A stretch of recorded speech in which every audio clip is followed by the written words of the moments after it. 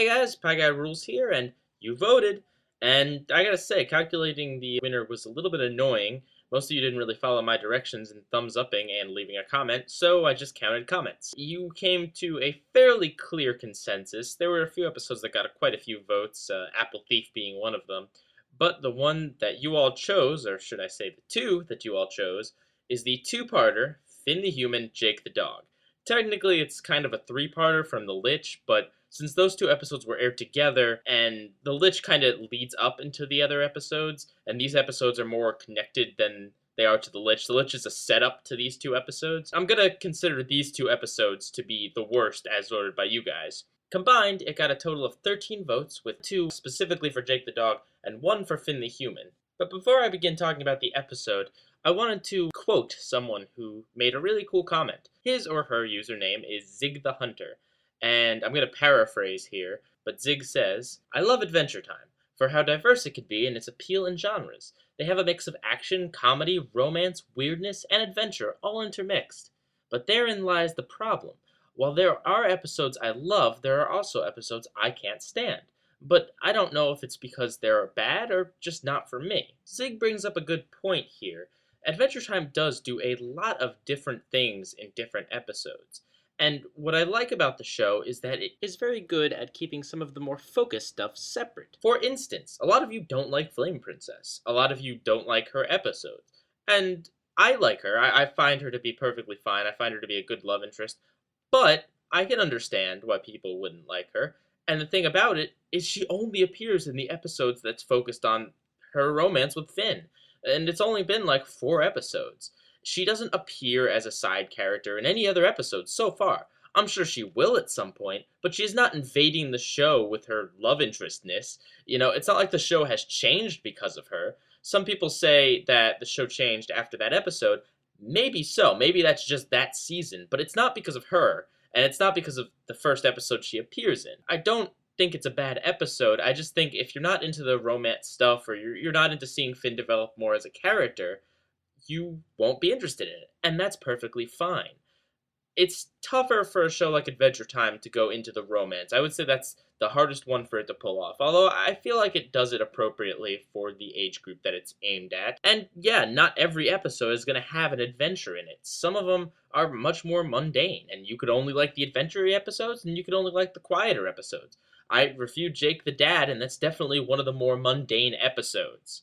But enough about analyzing Adventure Time as a series. Let's analyze these 2 episodes. I'm going to start with a very brief overview of the Lich. Basically, Finn gets a dream that the Lich is on the loose and causing trouble. So they go to Billy, who is their hero, and Billy tells them that they need to go collect some gems. The 3 of them go collect some gems from all the different princesses. Yeah, that's why they wear them in their crowns. And also the Ice King. Guess he's a princess too. And he also reveals that the Enchiridion has a secret compartment where you can put all these gems. And when you put them in there, this sort of map to the multiverse unfolds, and you can travel to different universes and whatnot. Plot twist, and spoiler alert, Billy is actually the Lich in disguise, and the episode ends with the Lich pulling Finn and Jake into a different universe through a wormhole. Well, the very final seconds of the episode, we see Finn and Jake in this weird universe with this weird art style, and Finn has a robotic arm, and his mother calls for him. Yeah, and that was the end of the season. Luckily, seasons for Adventure Time means give it a month and it'll be back. And sure enough, it was only a few weeks before we got to see the conclusion. I mention this because it's very important to how people perceive these episodes. See, when you see a crazy image for like a split second at the end of a season finale, and you know you're going to have to wait a few weeks for the conclusion to find out what this universe is, what's going on, why Finn looks so weird, why he has a metal arm. Is that his mother? Is this the past? Is this the future? What is this? It's a great ending because you want to come back and find out what on earth is going on. So a lot of people were very excited for the Finn the Human, Jake the Dog 2-parter. And I think that's why it got voted what it got voted. I don't necessarily think it is the worst episode on its own merits, but I do agree that it wasn't as epic as it really should have been. Also, they do a few weird things that kind of rubbed me and a few other people the wrong way. So, without further deliberation, let's jump into a wormhole to another universe where I'm reviewing Finn the Human and Jake the Dog. So we begin with Finn and Jake chasing the Lich through the portal. They see him enter this room and go after him. They catch him right when he's laughing and disappears. Prismo, who is this pink shadow-like thing that lives within the walls of this room, tells them that he granted the Lich's wish for the extinction of all life. Finn's freaking out at this point, but Prismo tells them that they're fine because they exist in this alternate universe thing. Finn and Jake find out that they also get wishes, and when they make their wish, they'll go out of the time room themselves.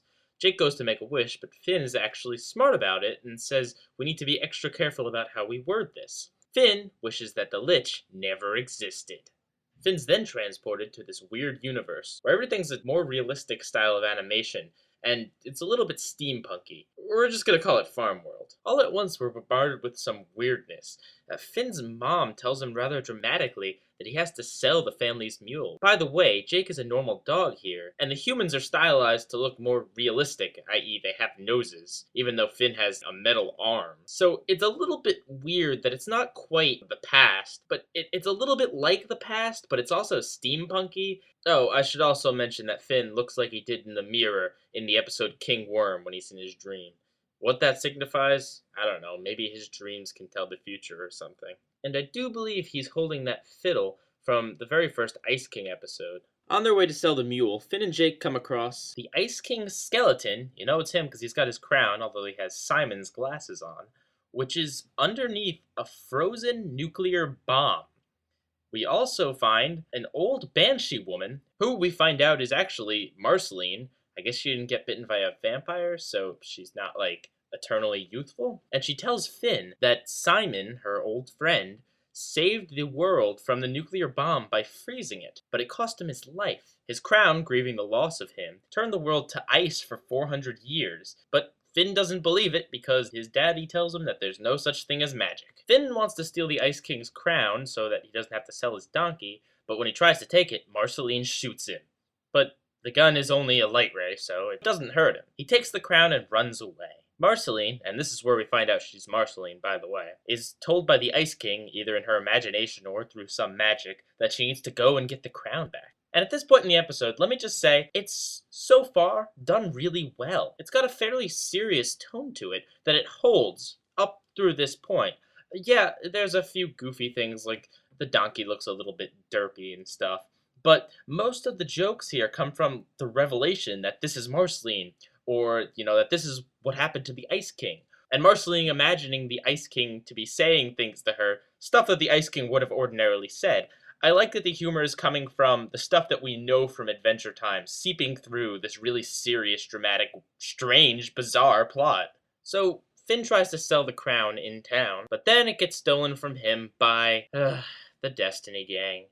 Yeah, we see them earlier picking on Finn's dad, but here's where we're really introduced to them. They're the bad guys of the special. I hate them. And not in the way that you're supposed to hate villains. Honestly, they are just really annoying. And I guess they're designed to be annoying, but even still, they're not funny annoying like Lemongrab. They talk in a way that is incredibly irritating. They act like complete jerk faces. Not in the fun way. In the cruel way. And they're not intimidating. Yeah, they have goofy hair, and the one guy wears sunglasses, and they got weird names. Like, they're not very intimidating villains. Stylistically, I don't like the way they look. I think they could have looked a lot cooler. I think they could have designed a lot cooler villains for this.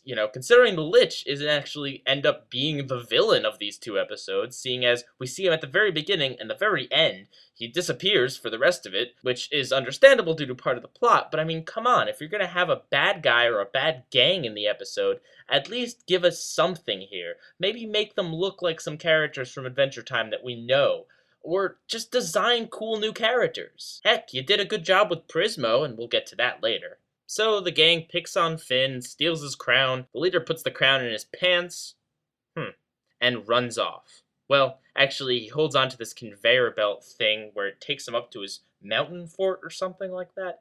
The other guys stick around, and Finn defeats one of them with the power of flute eye inflation. And then Choose Goose, or a guy who looks a lot like Choose Goose and talks exactly like Choose Goose, comes in and throws a cabbage. And hey, that's another clever reference right there. But that's where it ends. I don't know why the other characters aren't analogs of characters from the show. I mean, maybe there's some references here that I'm missing, and these guys are actually related to Lemongrab or something like that. But more shoutouts like that would have been appreciated. It provided a nice moment of comedy and someone familiar for the audience to say, hey, I know who that is, even though he hasn't appeared since season 2. Also, Finn's last name is Mertens. Oh, and before they left, the gang also pushed over Marceline, which is really sad considering how elderly and feeble she is. Finn goes and comforts her, and she makes him promise to bring the crown back to her. Choose Bruce. That's his name. It gives Finn a sword attachment for his arm, and Finn says it feels natural like peeing outside. See? There's some funny jokes right there. Aside from that gang, it hasn't been such a bad episode so far. I mean, yeah, nothing epic has happened, and the gang is really obnoxious, but overall, it's been pretty good. So now, Finn's all motivated to go right up that mountain and kick the crap out of everyone there. So he goes up, runs inside, and only finds the leader, who gives him the crown and says, it'll be your last possession. He tells Finn to look outside, and the gang set the town on fire, which I don't even know how that works, considering we saw Finn get up there and then just run right in the house, so even though the guys were up on the base, how did they get down without Finn seeing them? Whatever. Minor logistics nitpick. Anyway, the town's on fire, and that's kind of a bad thing. What could ruin this awesome moment of villainy? The leader gang member talking as if he's like a pro wrestler.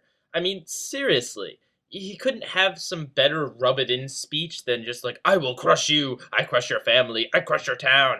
Like, you couldn't have given him some better writing here? I mean, come on. I'm sorry, but this guy and his gang really just rubbed me the wrong way. There could have been so many better villains. Finn rides his donkey out the door, then uses his arm to slide down the railing all the way down the mountain in a really cool sequence.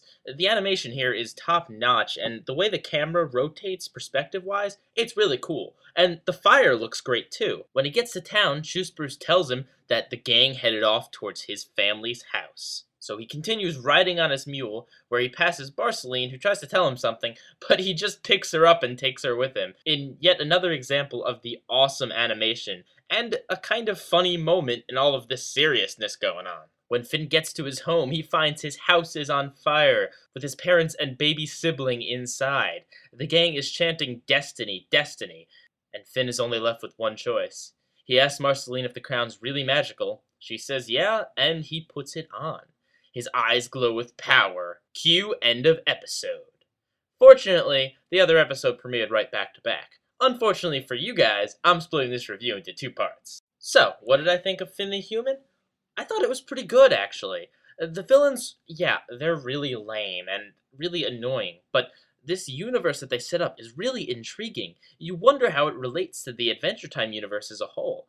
I mean, the Lich is implied to be caused by the nuclear bomb, and because it didn't go off, the Lich is no more. So, is this what the world would have been like without the Mushroom War, or is some effects of the Mushroom War still in place? It's a little bit weird when you think about it. Is this actually what Finn's parents look like? Or are his parents completely different people because the Lich never existed, and therefore maybe the Mushroom War didn't completely happen? Or maybe part of it did, part of it didn't?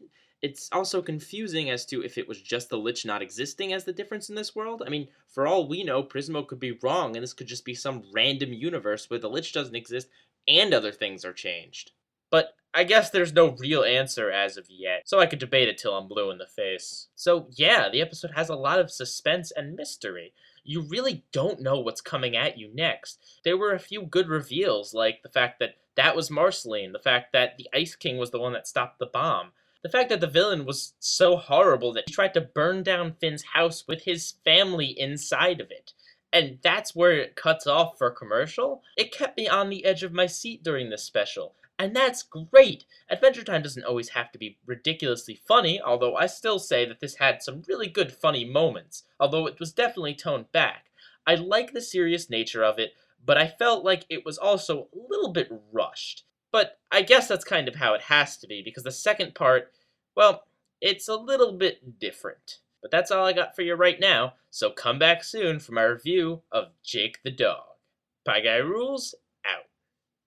Hey guys, don't forget to subscribe if you like me, like this video if you, well, like this video, and comment if you have an opinion on anything that I just said. Oh, and I also have a Twitter. Follow me at PieGuyRules. I usually respond to any comments or questions that I get. PieGuyRules, out.